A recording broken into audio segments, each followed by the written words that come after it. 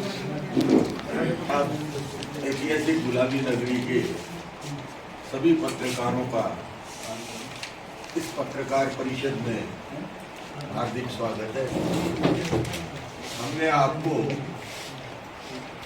आज जो आमंत्रित किया है और हम सब एकत्रित आए हैं, मुख्य रूप से ऐतिहासिक नगरी जयपुर में वरिष्ठ नागरिक परिषद उस अधिवेशन में आज देश में वरिष्ठ नागरिकों को लेके समाज में जो कुछ चल रहा है उसके संबंध में चर्चाएं की जाएगी और से प्रस्ताव भी पारित किए जाएंगे। आज हमारे राष्ट्रीय पदाधिकारी और राजस्थान प्रदेश के कार्यकर्ता और पदाधिकारी इस समय यहाँ मौजूद है। मेरे बाईं ओर कैलाश जी बड़ाया जो इस राष्ट्रीय अधिवेशन के कार्यक्रम के संयोजक हैं। इनके पास में वसंत राव पीपलापुरे जी, आप नागपुर से पधारे हैं और हमारे राष्ट्रीय महामंत्री हैं। हसमुख भाई दवे गुजरात राजकोट से पधारे हैं और हमारे वरिष्ठ नागरिक परिसंघ के राष्ट्रीय अध्यक्ष हैं। मेरे इधर विद्याधर जी शर्मा प्रदेश वरिष्ठ नागरिक समिति राजस्थान प्रदेश के अध्यक्ष हैं और मैं मोहनलाल वर्मा प्रदेश वरिष्ठ नागरिक समिति राजस्थान प्रदेश का महामंत्री। आप सभी का पुनः एक बार स्वागत करें।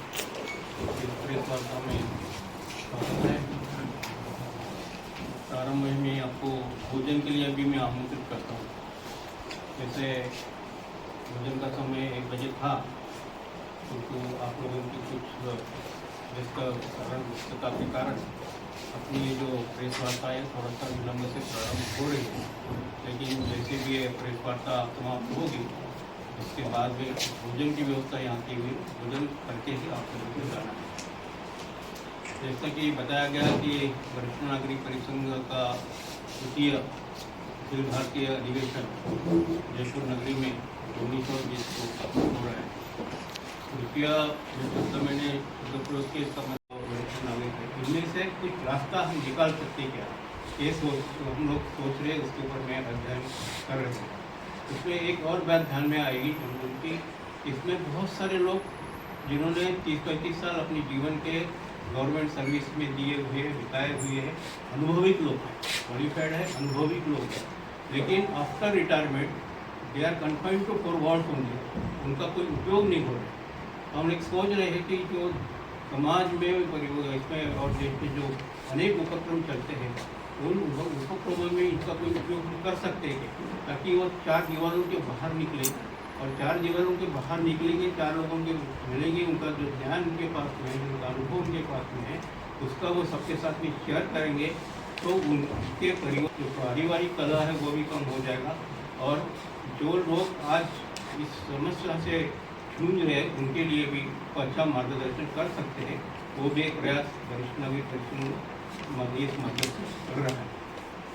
अभी हमने आपको मालूम है कि हमारा वरिष्ठ नागरिक परिसंघ ने भी जैसे राष्ट्रीय स्वयंसेवक संघ ने हमें पंच परिवर्तन का काम दिया हुआ है। पंच परिवर्तन में हम लोगों ने पर्यावरण का विषय बड़े पैमाने पर लिया हुआ है, फिर सामाजिक समरसता का एक विषय है, तीसरा विषय स्वदेशी का है, चौथा विषय कुटुंब प्रबोधन। अभी आज बहुत इसकी आवश्यकता है क्योंकि पहले तो संयुक्त कुटुंब थे तो कुछ इतनी समस्या नहीं थी, जो भी समस्या थी विदिन 4 वॉल को छुड़ा लेते थे, और उस कुटुंब में जो ज्येष्ठ व्यक्ति थे उस ज्येष्ठ व्यक्ति को वहाँ समान सम्मान से रखा जाता था और मान सम्मान के साथ में उनकी बात सुनी जाती थी। आज वो स्थिति नहीं, बहुत ही स्पीडीली ये कुटुंब विभक्त हो गए थे। There are so many reason for that, एक ही रीज़न ऐसे नहीं बता सकते। करियर का है, बच्चों का करियर है, नौकरी बाहर के देशों में जाते हैं, बाहर के, और आज ऐसे देखा जा रहा है कि हम जो वरिष्ठ हो चुके हैं उनके पालन पोषण के लिए, उनकी जिम्मेदारी के लेने के लिए आज बहुत कम संख्या अभी बची हुई है। मुझे प्रवास में जब मैं था तो एक सज्जन मुझे मिले थे, तो उन्होंने कहा कि मेरे पास में बंगला है, गाड़ी है, नौकर है, चाकर है, सब कुछ है, पैसा है, सब कुछ है, लेकिन ईंट के ऊपर में प्रेम से हाथ फिराने वाला कोई नहीं। ये उनकी समस्या। ऐसी समस्याओं को हल करने का काम और वरिष्ठ नागरिक परिसंघ इस माध्यम से पिछले 5-6 साल से कर रहा है और हमें अच्छा अनुभव भी अच्छा आ रहा है। बहुत सारे लोग आते हैं, फोन पे बातें करते हैं, उनको हम लीगल एडवाइस करते हैं। 2007 एक्ट है जो सीनियर सिटीजन्स के लिए प्रोटेक्शन देता है, 2007 का एक्ट है, उसके बारे में उनको जो भी जानकारी चाहिए या जो भी लीगल एडवाइस चाहिए वो लीगल एडवाइस देते हैं। हम लोगों ने ये भी तय किया है कि डॉक्टर के बीच में हम लोग ये तुम्हारे आरोग्य शिविर, आई कैंप्स और ये सभी अरेंजमेंट करते हैं और इसमें भी वरिष्ठ नागरिकों को जितनी मदद करनी चाहिए उतनी मदद करने का प्रयास हम लोग कर रहे हैं। बाकी जैसे ट्रेड यूनियन का काम चलता है वैसे ट्रेड यूनियन का काम भले भारतीय मजदूर संघ के माध्यम से हम काम करते हो, लेकिन ट्रेड यूनियन का जिस प्रकार से काम चलता है उस प्रकार से वरिष्ठ नागरिक परिसंघ का काम नहीं है। फिर भी ऐसे भी कुछ विषय है जो आर्थिक विषय है, स्पेशली जैसा पेंशन का विषय है, तो ये पेंशन का विषय के संदर्भ में भी हम लोग उसमें थोड़ा सा बीच में इन जो पेंशन यूनियंस है, जो भारतीय मजदूर संघों को पेंशन यूनियंस है, उनको मदद करने का, उनको सहयोग करने का भी काम करते हैं। फॉर एग्जांपल EPS 95 का एक बर्निंग इशू आज हम लोग देखते हैं। 20 लाख ऐसे वरिष्ठ नागरिक है कि जिनको आज के दिन में 1000 रुपया प्रति माह या उससे भी कम, आपको ताजुब होगा कहीं स्थानों पे 50 रुपया पेंशन मिल रही है। आज 50 रुपया अंजलि के ऊपर भी चले जाओ तो भी शायद मुझे मालूम नहीं क्या उसके रेट्स है, लेकिन वो कम पड़ते होंगे, लेकिन 50 रुपया पेंशन लेने वाले भी इस देश के अंदर भी थे। डॉक्टर मोहिनी गिरी का एक अध्यक्षता में और 2011 में एक आयोग भारत सरकार ने और वहाँ पे उनकी नियुक्ति की थी और उनका 2014 में रिपोर्ट भी गवर्नमेंट के पास में आया। उसमें उन्होंने लिखा पेंशन टू ऑल, बाकी भी सब कुछ बहुत सारे रिकमेंडेशन थे, लेकिन पेंशन टू ऑल उसे लिखा हुआ है कि पेंशन कितनी है, नीड बेस्ड पेंशन, 2 आदमी को अपना गुजारा करने के लिए जितनी आवश्यकता है उतनी ही आप पेंशन उनको देना चाहिए, ताकि वो अपना, आज वो दूसरे के ऊपर में डिपेंड है, कोई पैसा देगा तो उनका पेट भरेगा, इस प्रकार की हालत है लोगों। और इसलिए 1000 रुपये जो पेंशन मिल रही है वो इनएडिक्वेट पेंशन है और उसको बढ़ाना चाहिए। यह पिछले 10 साल से हम प्रयास कर रहे हैं कि इसको बढ़ाइए।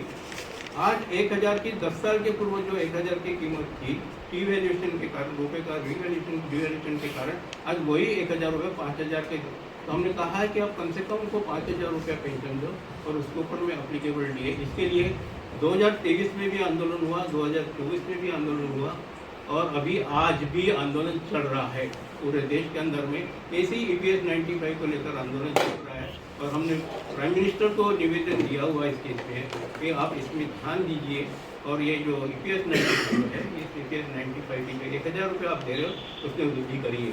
तो कुल मिलाकर ये भी विषय हम लोग देख रहे हैं। रूपरेखा तो ये 19 तारीख को उसका विधिवत उद्घाटन हमारे राष्ट्रीय अध्यक्ष किरणमयी जी पंड्या करेंगे। स्वागताध्यक्ष आपके डॉक्टर पटोरिया जी है, वो उसका स्वागत करेंगे। उसमें हमारे राष्ट्रीय महामंत्री रविंद्र जी हिमटे ये उपस्थित रहेंगे। उद्घाटन सत्र के पश्चात फिर हमारा बिजनेस सेशन प्रारंभ होगा। बिजनेस सेशन में जैसे मैंने कहा कि जितने भी वरिष्ठ नागरिकों के जितनी भी समस्या है उस समस्याओं के ऊपर में चर्चा होगी। उसके ऊपर में कोई सोल्यूशन हम निकाल सकते क्या, या गवर्नमेंट को हम कोई सोल्यूशन दे सकते का, इसके बारे में भी गंभीरता से विचार हम करेंगे। केवल प्रॉब्लम्स हम गवर्नमेंट को नहीं बताएंगे, उनके लिए सोल्यूशन भी बताने का काम हम वरिष्ठ नागरिक परिसंघ कर रहे हैं। सर क्या समस्या रहेंगी? समस्या मैंने अभी जितना समस्याओं का जिक्र किया, आर्थिक समस्या है, सामाजिक समस्या है, पारिवारिक समस्या है, हेल्थ के बारे में समस्या है, अकेलापन सबसे बड़ी समस्या है कि बहुत सारे वरिष्ठ नागरिक अकेले रहते हैं, उनकी सिक्योरिटी का प्रॉब्लम है, ये सब समस्या है। बहुत से नागपुर में भी हमने देखा है कि वरिष्ठ नागरिक मर्डर्स हो रहे हैं, उनके पैसे लूटे जा रहे हैं। बहुत से वरिष्ठ नागरिकों को बताते कि आपके इलेक्ट्रिसिटी बिल भर देंगे, टेलीफोन के बिल भरेंगे, ये भरेंगे, वो भरेंगे, सिलेंडर लेके जाएंगे, पैसा लेके जा रहे हैं, डूब रहे हैं। मेडिकल में जाओ तो वहाँ पर भी एजेंट्स लोग रहते हैं, वो भी उससे पैसे, तो ये सब के ऊपर में कुछ हम लोग कुछ उसमें सोल्यूशन दे सकते क्या, तो कुछ कर सकते क्या, इसके बारे में और चर्चा करेंगे। बैंकों की ऐसी स्थिति में 9% तो क्या मिलेगा? मैक्सिमम डिपॉजिट्स बैंक में, नेशनलाइज बैंक हो या कोऑपरेटिव बैंक हो, मैक्सिमम डिपॉजिट्स ये सीनियर सिटीजन्स के साथ वहाँ पे, वो तो है। तो ये सीनियर सिटीजन का हक बनता है कि क्योंकि उनको दूसरा सोर्स ऑफ इनकम नहीं है, सीनियर सिटीजन को कोई दूसरा सोर्स ऑफ इनकम नहीं है। जैसे मैंने कहा कि 1000 रुपये पेंशन वाले 20 लाखों की संख्या है, ये 20 लाख लोगों का वहाँ पे डिपॉजिट्स है, और डिपॉजिट पे जो पैसा मिलता है उसी के ऊपर में पेट पाल रहे वो लोग। इसलिए हमने मांग की है कि आपको उनको किसी को देना है, केवल ये सीनियर सिटीजन को देना है, सभी को नहीं देना है। सभी को जो मिल रहा है 7% सीनियर सिटीजन्स को तो केवल सीनियर सिटीजन को है, जिन्होंने वहाँ पे डिपॉजिट्स अपने रखे हुए हैं, अपनी पूरी जिंदगी की जितनी भी पूंजी कमाई होगी वो रखे हुए, बड़े विश्वास के साथ रखे हुए हैं, उनको 9% मिलना चाहिए। कई बैंक डूब गए। नागरिक परिसंघ का राष्ट्रीय अधिवेशन का आयोजन करने का हमें जयपुर वासियों को एक सौभाग्य प्राप्त हुआ है। हमने इस कार्यक्रम में हमारे भारतीय मजदूर संघ और हमारे अध्यक्ष महोदय, महामंत्री महोदय के निर्देशानुसार पोल्यूशन फ्री करने का इनका निर्देश था, तो हमने डिस्पोजल का इसमें इंतज़ाम बिल्कुल नहीं रखा है। पानी के लिए भी हमने स्टील के गिलास सबको एक एक दे रहे हैं, और कहीं भी आपको प्लास्टिक के गिलास और कहीं भी उपलब्ध नहीं होंगे। विशेषकर अभी हमने हमारे जो बैचेज हैं वो भी एक ये मतलब प्लास्टिक के लिए कास्ट के बने हुए हैं, जो भी देंगे नहीं जाने लिए कास्ट के उसके बनते हैं। ये हमने स्पेशली पोल्यूशन फ्री हमारे महामंत्री महोदय ने इसका डिजाइन करके इसको बनवाया गया है। कौन से स्टेट से है? विदर्भ से है। विदर्भ बांस के बने हुए, बांस के, ये बांस के बने हुए हैं। जो एक नई एक उसकी वो है हमारे महामंत्री महोदय ने इसका, तो सभी का हम पत्रकार महोदयों को स्वागत करेंगे कि दोनों दिन हमारी इस कार्यक्रम में मुख्य अतिथि दिया कुमारी जी रहेंगी, और उनका उपस्थिति 20 तारीख को रहेगी। नाम बता दो। हाँ, कैलाश बढ़ाया संयोजक। कैलाश जी